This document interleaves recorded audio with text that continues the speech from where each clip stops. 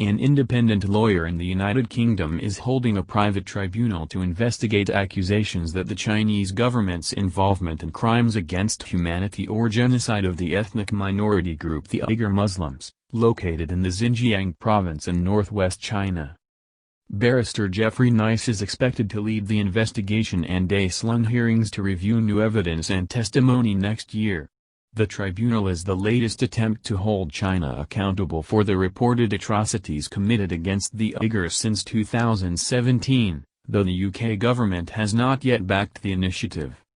Nice was reportedly asked by the World Uyghur Congress to investigate ongoing atrocities and possible genocide of the Uyghurs, due to his history of working on international human rights abuse cases.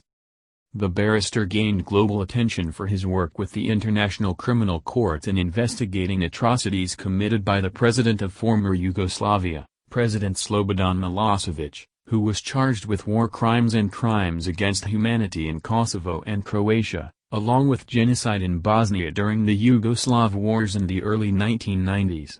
The trial, which took place at The Hague, was the first large-scale international tribunal since the Nazi war trials that followed World War II. Pompeo declares China to be greatest foreign power threat to U.S., It's not, frankly, a close call.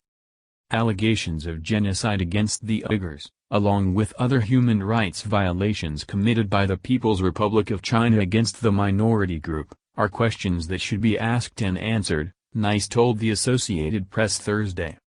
China has been accused of creating detention camps that house Uyghur populations that are subjected to torture and mental abuse.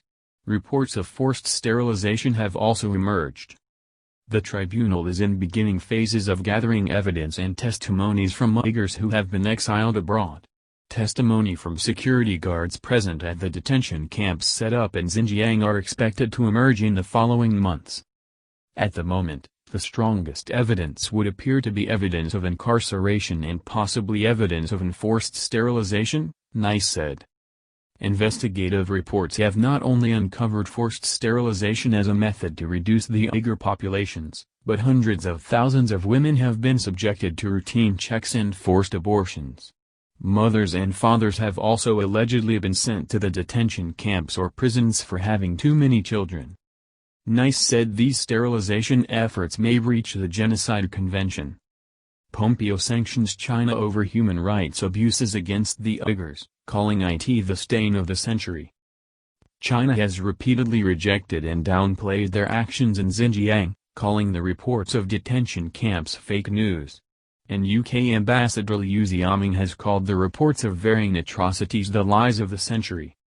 And a spokesperson for the Chinese Foreign Ministry to the U.S. called the accusations of human rights abuses a patchwork of political lies against China that disregard facts and distort truth, said Wang Wenbin earlier this summer. An estimated 1 million Uyghurs have been detained over the last several years in Xinjiang.